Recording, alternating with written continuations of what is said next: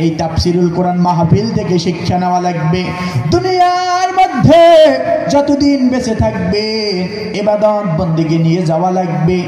আমি আব্দুল্লাহ আলামিন বলি, দুনিয়ার মধ্যে যতদিন বাঁচি থাকবেন ইবাদত বন্দেগী নিয়ে যাওয়া লাগবে। আমার মা বোনেরা, দুনিয়ার মধ্যে যতদিন বেঁচে থাকবেন 5 ওয়াক্ত নামাজ পড়বেন, কোরআন পড়বেন, পর্দার সাথে চলাফেরা করবেন, কোরআন তেলাওয়াত করবেন, ফরজ রোজা রাখবেন, ইবাদত বন্দেগী যদি কবরে নিয়ে যেতে পারেন, আল্লাহ বলেন কবরের আযাব আমি আল্লাহ মাফ করে দিয়ে দেব, বান্দা বান্দিকে পুরস্কার হিসেবে জান্নাত দিয়ে দেব। জোরে বলেন সুবহানাল্লাহ।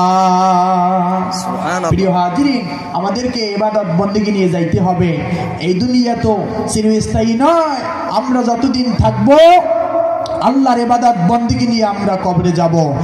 সম্মানিত মা বোনেরা, আপনাদের মতো খাদিজাতুল কুবরা রাদিয়াল্লাহু তাআলা নবীজির স্ত্রী হওয়ার পরেও, জান্নাতের সার্টিফিকেট পাওয়ার পরেও কবরের ভয় হয়েছিল।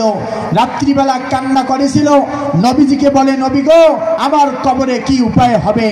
নবী তখন বলে, কোনো টেনশনের কারণ নাই, তুমি তো জান্নাতের সার্টিফিকেট পেয়ে। তারপরেও খাদিজাতুল কুবরা রাদিয়াল্লাহু তাআলা বলে, নবী আমার কবরে কি হবে, আমার কবরে কি হবে?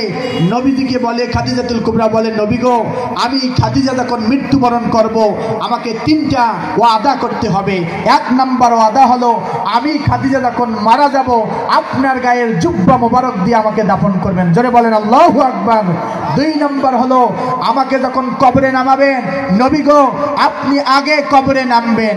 3 নম্বর হলো, সবাই দাফন করার পর যখন চলে যাবে, ও নবী আপনি যাবেন না, আমি খাদিজা মান রাব্বুক ওয়া মান দীনুক ওয়া মান নাবিয়ুকা যদি উত্তর দিতে না পারি, আমি খাদিজার উত্তর আপনি নবী হয়ে উত্তর দিবেন। জোরে বলেন সুবহানাল্লাহ। প্রিয় মা বোনগুলো, অবশ্যই আপনারা আমল করবেন। আল্লাহ যেন এই তাফসিরুল কোরআন মাহফিল থেকে আমাদের সবাইকে আমল নিয়ে বাড়ি যাওয়ার তৌফিক দান করেন। ওমা আলাইনা ইল্লাল বালাগ ওয়া আখিরু দাওয়ানা আলহামদুলিল্লাহি রাব্বিল আলামিন। আসসালামু আলাইকুম ওয়া রাহমাতুল্লাহি ওয়া বারাকাতুহু।